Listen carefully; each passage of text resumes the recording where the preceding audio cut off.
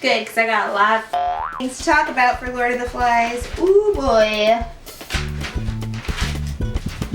Same, but it's all just like, It's all in there. Hello, cheers, and welcome to Tipsy Book Talks. I'm Taylor. And I'm Ran. And today we are going to be reading The Lord of the Flies by William Golding. I'm so excited. This is like one of Rand's favorite classic books, so we are super excited to get into it. But we are going to be drinking the Lord of the Mai Tais, which we have right here from Tequila Mockingbird book from Tim Federle. Yep. Cheers! Cheers!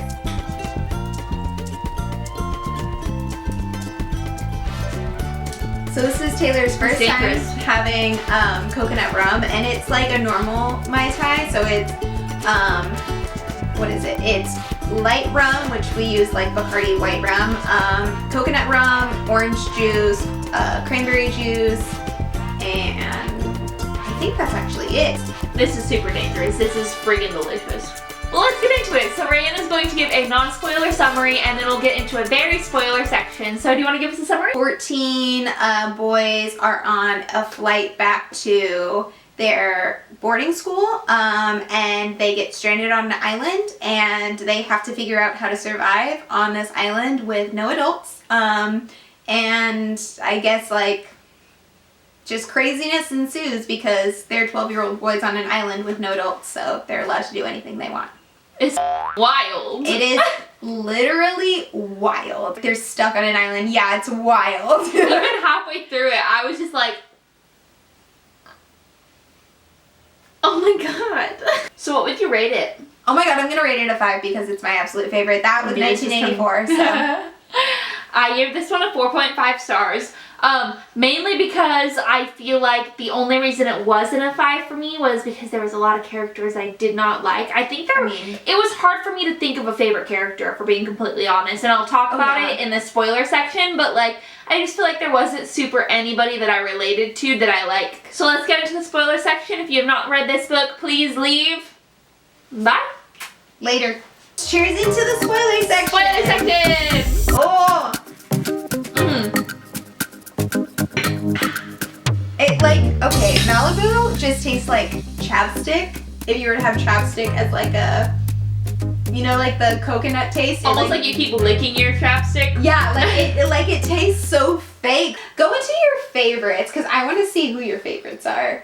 I don't have a lot of favorites. I felt like a lot of these people were actually unlikable. I mean, yeah, for sure. They're a bunch of 12-year-old boys. But then again, it was, exactly. It was a bunch of 12-year-old boys. I related to almost none of them, except for Simon. I really liked Simon. There was points where I was like, okay, I definitely relate to you, and there was points where I was like, I don't know exactly what's going on in your brain, and I think you might need some, like, actual medical help. But overall, I thought he was the guy who was like kind of just like nice to everybody. Knew his place, but then was also like a little bit insecure, which like same. I mean, it was like to the point where he was like confident in himself, but like definitely just trying to be like, am I actually like cool? I don't know, I found him the most relatable. Okay, so I guess like I wrote my notes for this like right after I finished it because I was like, yeah, I love Simon because I do love Simon, but like I also I like also after reading it really liked Piggy because I think I felt bad for Piggy.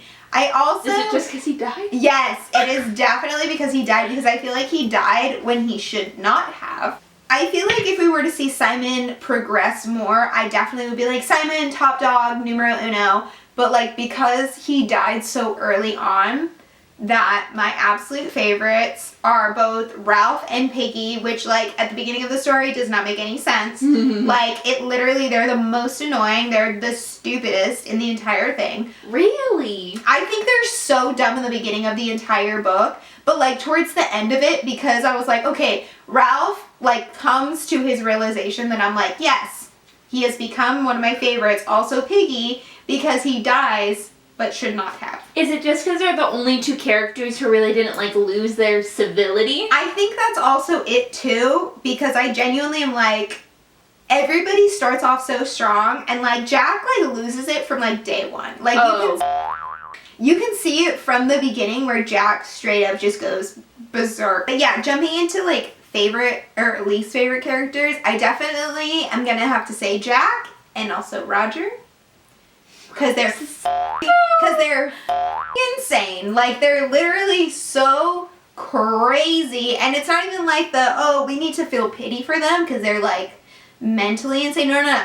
These men would, like, if you were allowed to, in, like, modern day society, to kill people, they would be like, oh, yeah, let's just kill people. Like, they both would align up to be like, yeah, we're just gonna kill people. Yeah. Like, I'm like, it's insane. That's going into my least favorite characters too, so I also, right off the bat, had this very, like, bad feeling about Jack from the very beginning. Not only because he kind of reminds me of my ex, not gonna lie, but there was just this, like, part of him that you knew that he did not know who he was from the very beginning. Like, he was like, oh yeah, like, I'm gonna be Chief, I'm head choir boy, yada yada yada, and then the second someone else gets chosen for Chief, he just already feels kind of attacked. And he's like, well, I'm gonna be a hunter then. Like, I'm masculine. Like, I need something that's masculine. And, like, is he? We're probably gonna talk about a lot about him throughout this whole entire video. Oh, yeah. But I also really hated Piggy from the beginning. And, like, I don't know if this is an unpopular opinion, but I told Rayanne, I was like, I recognize that, like, I have that psychological theory. I don't know what it's called, but, like, you hate people who, like, you hate the traits that they have that are your traits. Mm-hmm. That's why I hate Piggy. Like, I know for a fact I would be that bossy bitch who's like, no, you need to do it this way. And then when they don't do it that way, I'm like, I told you so. That would be me. Okay, the entire time though, starting it off, I definitely also awkwardly spilled on myself, so don't mind that. Don't mind the spill on my shirt. But anyway, I hated Ralph when I started reading this. I was like, God, he's so annoying. He's such an asshole. He's such a bully. And I was like, ooh, that was me. I was the one, like, falling for everybody. Like, oh, I gotta fit in. So, like, I also need to be a bully to everybody else, being like, Piggy. And then that idea of, like, you want power, but then when you have it, you're like, I don't know what to do. Yes. It's like, I felt like I related to the character. I felt like I related to the worst part of the characters, if that makes sense. Yes, I completely understand. So now that we've covered our favorite and least favorite characters, let's get into themes. So is there anything specifically you wanted to hit on? So many things. There's so many things. I don't even need to ask that. Rand's like, here's my note. So to start off, the topic of the beast. Like, the beast itself is never described until there's, like, they realize that the beast in all of this is actually something that they kind of made up in their head. Really specific too, like when Simon is up on the mountain and he's having, like, that moment with the Lord of the Flies, aka the pig who is stuck on, like, the pig head who is stuck on the stake. Yeah. Like, he's having this moment where he's like, you know, I know that the beast is just all inside of us, and, like, you aren't the beast, like, that's not the beast, like, the beast is what's growing inside of us. But I also think it's interesting that every time the beast is described, it's slowly becoming more and more human. So we start off as, like, basically, like, this serpent creature, and then it turns into, like, these smaller snakes, and then it turns into, like, this gorilla creature, and then it turns into, like, this human creature who's big and grotesque, and, like, he's slowly becoming more and more human, so they're starting to recognize that even though this beast is becoming more and more human, it's getting more and more scary. Yep.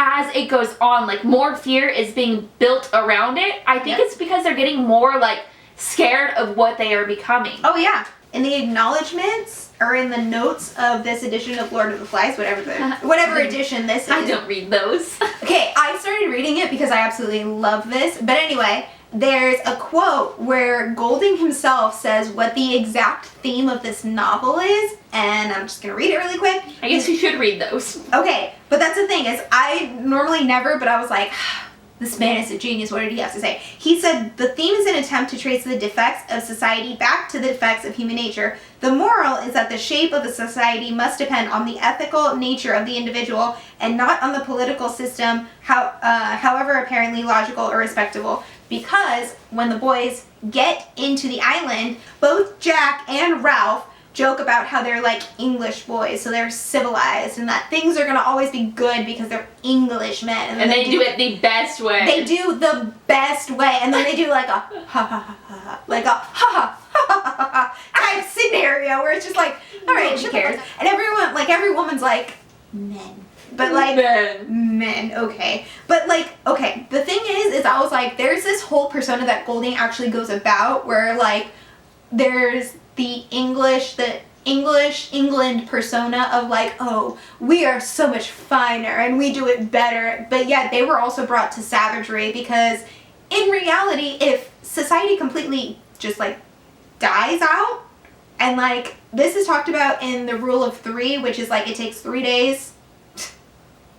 It takes 3 days for an entire society to just corrupt. Like, people would start going insane because they would not know what to do and they would not know how to function. Mm-hmm. And so that's what's kind of like the main theme in Lord of the Flies is that like, if given the opportunity where there's nobody above you, these kids have no guardians, no kind of hierarchy, they have to build everything from what they know at 12 years old, things start going insane. I feel like Ralph in the way embodied like the actual, I guess we got to see him lose his innocence, if that makes sense. We even saw him in the very end like crying because he was like, what?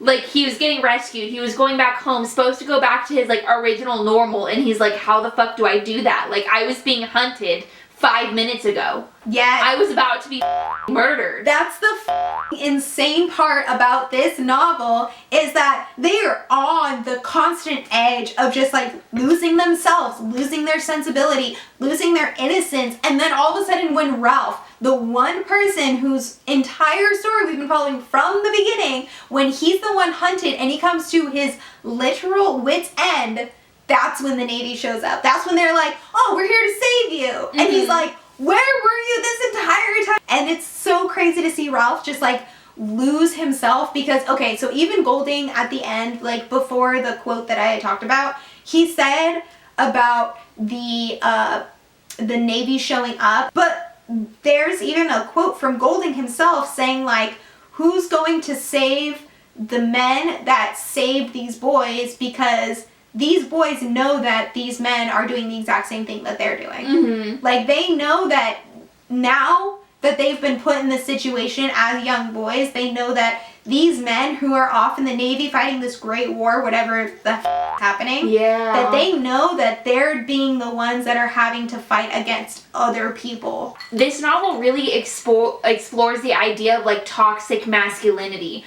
Because even for sure, when we think about like Jack, the character who's like the choir boy who's trying to like insert himself as like, I am the leader, like I am here, I am the man, like I am the chief, I've already been leading, to the point where like he goes like completely nuts because he has this idea that he needs to be the man. He can't kill a pig, and that with him. Oh my gosh.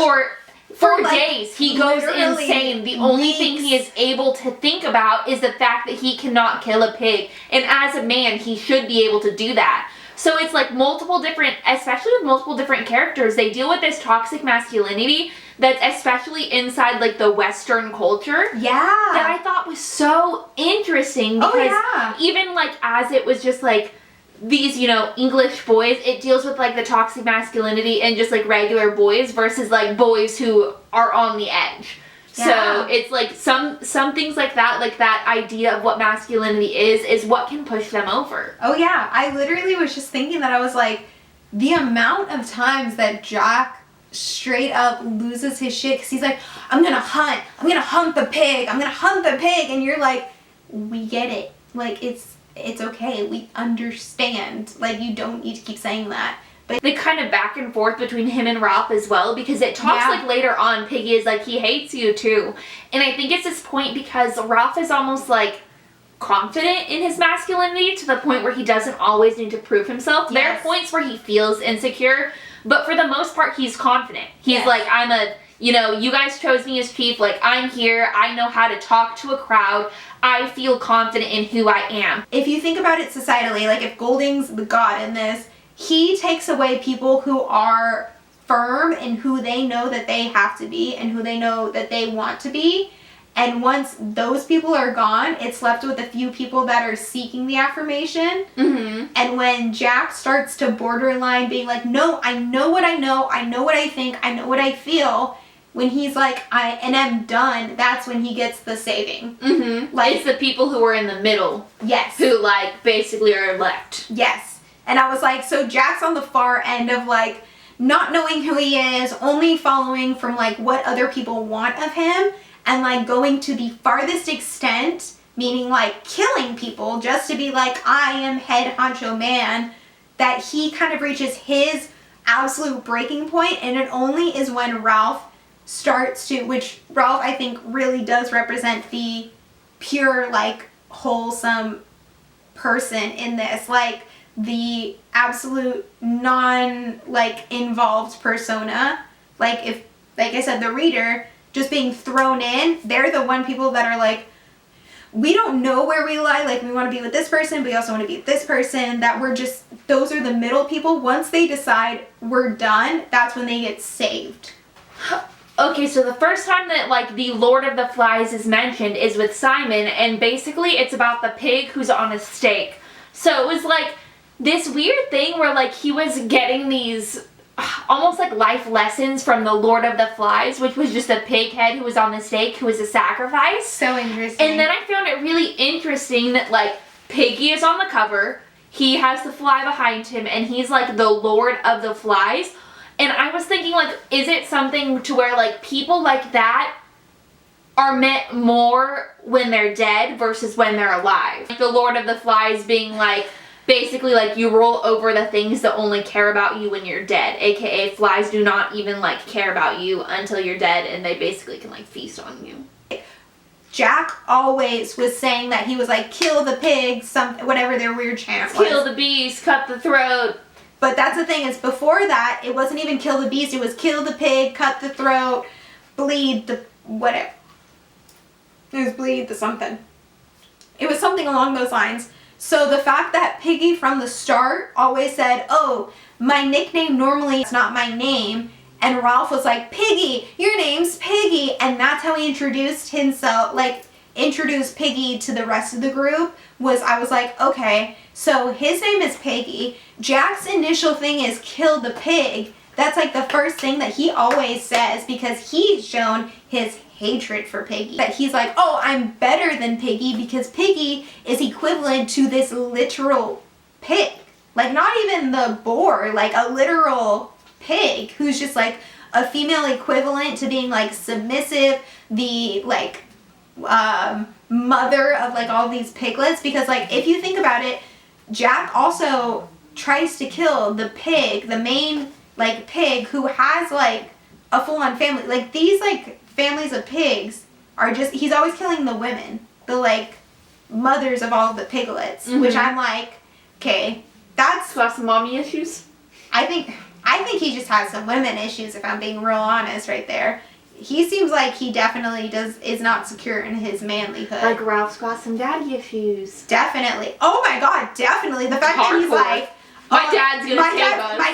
My dad's gonna save us. We don't even know if that was his dad that saved him. That was just somebody in the Navy. That could have been somebody else. It wasn't, because then it reveals later on that his dad stopped caring about him once they lost his mom. Oh my god, once they lost his mom, his dad shipped him off to boarding school and stopped paying attention to him. And who's the mom in this? The female pig. And who's the female pig? Piggy! God, I love this book, and I could talk about it for hours on end. There's so much to explore. Like, that wasn't even all the themes that we could have hit. I feel like we had a list, but we got too drunk to, like, remember them. Yeah, we definitely got too drunk beforehand, and then while we were drinking now, we were like, I lost this Malibu is up. I definitely am dying for some water right now, but, I mean, you good? I think so. Like, if there's anything else you guys would love to talk about, our DMs are definitely open. We have Instagram at tipsy_book_talks, where we would love to chat with you guys. We will link it down below. Yes. Please, literally message us. Because if you have something that you want to talk about, probably probably we would like to talk about it too. We just ran out of time and we got too drunk to remember what it is. But thank you guys so much for watching. Please like this video and subscribe if you have not already. And also make sure to check out our Instagram and TikTok, which I mentioned before, but we will put both the links down right here. And cheers! Yeah, I got a sip left. Cheers! Cheers!